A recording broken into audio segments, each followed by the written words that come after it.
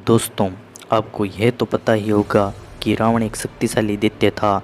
उसको ब्रह्मास्त्र जैसे शक्तिशाली अस्त्रों का ज्ञान प्राप्त था, लेकिन फिर भी वह श्री राम से हार गया। दोस्तों, क्या आपको पता है कि रावण और भी 4 लोगों से हार गया था? तो चलिए जानते हैं उनके बारे में। पौराणिक कथानुसार रामायण काल में लंकापति रावण को हराने वाले केवल मर्यादा पुरुषोत्तम राम माने जाते हैं।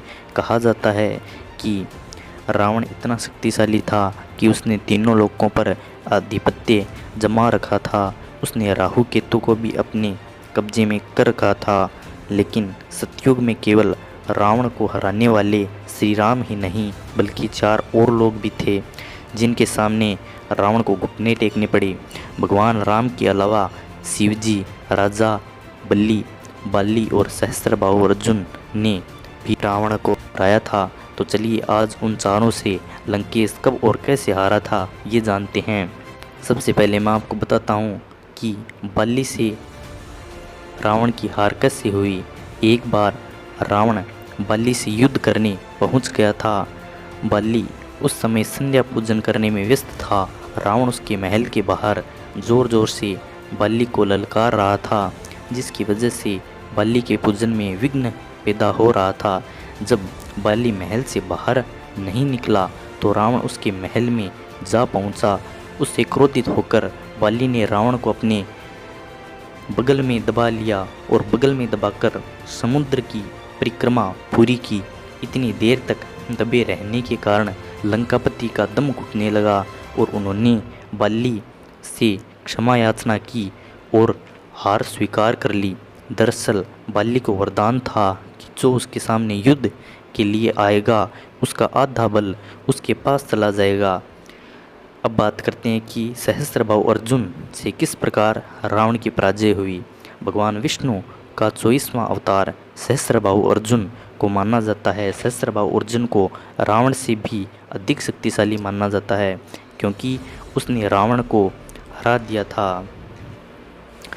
एक बार लंकापति रावण सहस्त्रबाहु के नगर के पास स्थित नर्मदा नदी के तट पर भगवान शिव की आराधना करने पहुंचा। सहस्त्रबाहु ने अपनी 1000 भुजाओं से नर्मदा का प्रवाह रोक दिया था, जिससे किनारों पर तेजी से जल स्तर बढ़ने लगा।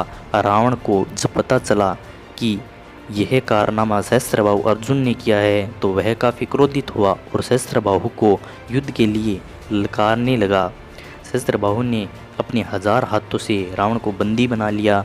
जब रावण के दादा ऋषि कुलसत्य को पता चला तो उन्होंने सहस्त्रबाहु से रावण को छोड़ने का निवेदन किया और फिर सहस्त्रबाहु ने रावण को छोड़ दिया।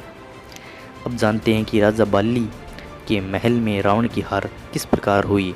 एक बार महाबलशाली, महाज्ञानी और प्रकांड पंडित रावण को अपनी शक्ति पर घमंड हो गया था।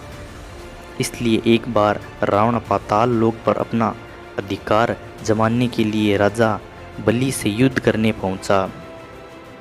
परंतु रावण बलि की शक्तियों को भली भांति जानता था। रावण पाताल लोक भेष बदल कर गया, लेकिन जब रावण बलि के महल पहुंचा तो उसकी विचित्र वेशभूषा देखकर वहां खेल रहे बच्चों ने उसे घोड़े के अस्तबल में बांध दिया।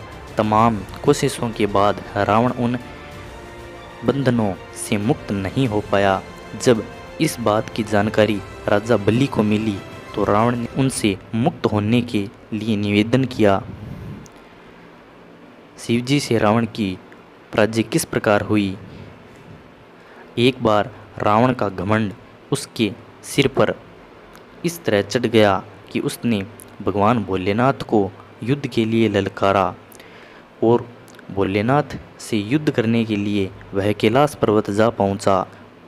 उस वक्त भगवान शिव ध्यान लगाकर बैठे थे तो रावण ने उन्हें कैलाश पर्वत सहित उठाकर फेंकने का विचार बनाया और वह पर्वत को उठाने लगा। रावण की इस हरकत को देखकर शिव शंभु ने अपने अंगूठे के बल पर कैलाश पर्वत को स्थिर कर दिया और रावण का हाथ पर्वत के नीचे दब गया। कैलाश पर्वत के नीचे हाथ दबा होने से रावण दर्द से कहराने लगा।